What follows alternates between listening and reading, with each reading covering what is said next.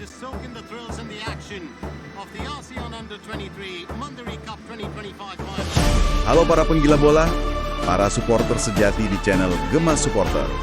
Ketemu lagi nih kita, siap buat ngebahas tuntas satu topik yang lagi panas banget. Buat kalian yang mungkin baru nemu channel ini, jangan lupa ya, klik tombol subscribe Gemas Supporter, biar nggak ketinggalan obrolan mendalam kayak gini. Oke, siap. Langsung aja deh. Hari ini kita bakal bedah ya hasil final Piala AFF U23 2025 kemarin.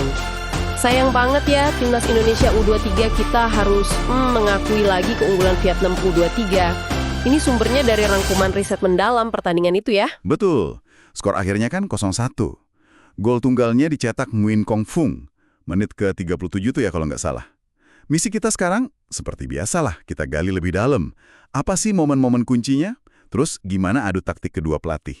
Dan ya, yang paling penting, kekalahan ini artinya apa buat sepak bola kita ke depan? Ya kekalahan ini jelas pahit banget. Apalagi ini gelar ketiga berturut-turut buat Vietnam. Itu rekor baru loh di AFF U23. Ini kayak penegasan gitu, dominasi mereka di level U23 Asia Tenggara sekarang. Dan kita ya gagal lagi balas dendam final 2023. Duh, iya.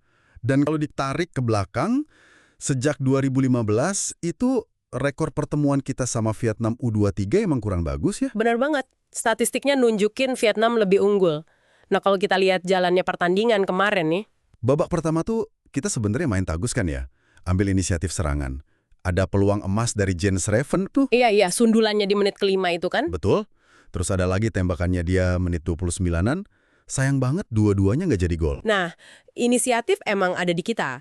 Tapi ya gitu, disinilah bedanya kelihatan jelas. Vietnam itu mainnya efisien banget. Mereka nggak panik gitu loh walau ditekan. Terus mereka bisa manfaatin satu peluang emas dari sepak pojok. Menit 37 itu. Ah iya, golnya itu ya. Kayak sedikit lengah gitu kita antisipasinya. Bisa dibilang gitu. Sedikit aja celah, Chong Fuyong bisa manfaatin. Masuk babak kedua, nah Indonesia kan jelas coba bangkit tuh. Statistik penguasaan bola kita tinggi banget, 69% kalau nggak salah. Tapi kok rasanya buntu banget ya buat nembus pertahanan Vietnam. Iya, itu dia. Kayak umpan-umpannya gampang ditebak gitu ya, nggak ada kejutan. Nah, ini nih inti dari kontras taktiknya. Tim kita yang dilatih Gerald Vandenberg, formasinya kan 4-3-3. Fokusnya emang di penguasaan bola. Tapi ya itu, dominasinya kayak steril gitu. Kurang gigit di depan, finishingnya tumpul. Kelihatan juga agak gugup pas di pressing ketat sama Vietnam. Sementara Vietnam, di bawah Kim Sang-sik, mereka lebih fleksibel ya kayaknya. Bisa main macam-macam sistem, tapi kuncinya itu disiplin tinggi sama efisien. Bener, pas udah unggul 1-0, pertahanan mereka makin rapat, pressingnya juga efektif banget buat matiin kreativitas serangan kita. Jadi penguasaan bola tinggi itu nggak terlalu ngaruh ya jadinya ya? Kurang lebih gitu. Coba lihat statistik akhir deh. Kedua tim sama-sama cuma punya 2 tembakan tepat sasaran. Sama persis. Bedanya yaitu tadi, Vietnam lebih klinis. 1 peluang jadi gol, penguasaan bola kita jadi kayak kurang berarti gitu. Ditambah lagi, kita kan kehilangan beberapa pemain kunci di tengah ya. Kayak Arkan Fikri sama Tony Firmansyah itu. Nah, itu juga ngaruh banget. Absennya mereka karena cedera, itu terasa banget di aliran bola lini tengah. Kreativitasnya kayak hilang separuh. Kalau sorotan individu, gimana? Kiper kita, Muhammad Ardiansyah, sebenarnya kan tampil oke banget sepanjang turnamen ya. Sampai dapat gelar kiper terbaik. Betul. Pas lawan Thailand di semifinal, dia heroik banget. Tapi ya, di final kebobolan 1 gol krusial itu. Nasib kiper ya gitu kadang. Jens Reven juga top skor turnamen, 7 gol. Tapi pas final malah mandul. Sayang banget.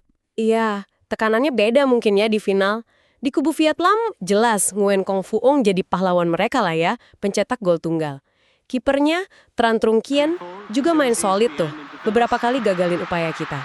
Mereka mainnya rapi banget sebagai tim. Suasana GBK kemarin juga pasti ngaruh ya. Penuh banget kan stadion. Mozaik dari La Grande Indonesia juga keren. Tapi tekanannya pasti gede banget buat pemain muda kita. Jelas, main di kandang sendiri di final itu tekanannya double. Pertandingannya juga panas kan dari awal, banyak kartu kuning keluar cepet. Oh iya, ada VAR juga kan ya? Iya. Video Assistant Referee. Pertama kali dipakai di AFF U23 ini kan? Betul, ada insiden Rehan Hanan tuh di awal laga, pelanggarannya sampai ditinjau VAR. Sempat deg-degan juga itu, takutnya kartu merah. Untungnya kuning ya, tapi itu nunjukin intensitas laganya emang tinggi banget. Iya, tensinya tinggi. Jadi kalau kita tarik kesimpulan nih dari semua analisis tadi, pelajaran utamanya apa sih buat kita? Ini jelas jadi PR gede banget buat PSSI sama tim pelatih. Masalah klasik kita lagi-lagi muncul, kreativitas serangan, dan terutama, ya ampun, penyelesaian akhir. Susah mau menang kalau bikin gol aja susahnya minta ampun. Tepat sekali. Di sisi lain, ini jadi bukti lagi kalau sistem pembinaan usia muda Vietnam itu jalan terus, konsisten, dan efektif. 3 gelar beruntung itu bukan kebetulan lah. Itu hasil dari fondasi pembinaan yang kuat. Terus buat pelatih kita, Gerald Vandenberg, gimana? Cukup bagus bawa ke final? Tapi finishing ini jadi catatan ya. Pasti jadi evaluasi bahwa tim ke final itu jelas pencapaian.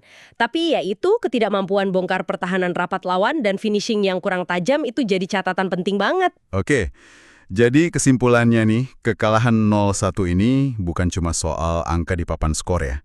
Tapi ini kayak nunjukin perbedaan fundamental soal efektivitas main, kematangan taktik di laga penting, dan mungkin yang paling dasar, yaitu tadi, konsistensi program pembinaan usia muda. Nah, ini nih yang kemudian bikin kita mikir. Muncul pertanyaan mendasar buat kita semua renungkan bareng-bareng. Kalau ngelihat Vietnam bisa sekonsisten itu, juara 3 kali berturut-turut, langkah konkret apa sih yang benar-benar harus diambil Indonesia biar program pembinaan usia muda kita bisa seefektif dan sesukses mereka di masa depan? Bukan cuma rencana di atas kertas, tapi aksi nyata gitu. Wah, dalam nih pertanyaannya. Itu dia pemikiran penutup buat kalian semua, para supporter sejati. Gimana pendapat kalian soal ini? Setuju nggak? Atau punya pandangan lain? Langsung aja tulis unek-unek atau analisis kalian di kolom komentar di bawah ya. Jangan lupa juga klik tombol like kalau kalian suka pembahasan kita kali ini. Share juga ke teman-teman sesama pecinta bola biar makin ramai diskusinya. Dan yang paling penting nih, pastikan kalian udah subscribe channel Gema Supporter biar gak ketinggalan pembahasan-pembahasan seru lainnya. Sampai jumpa di pembahasan berikutnya.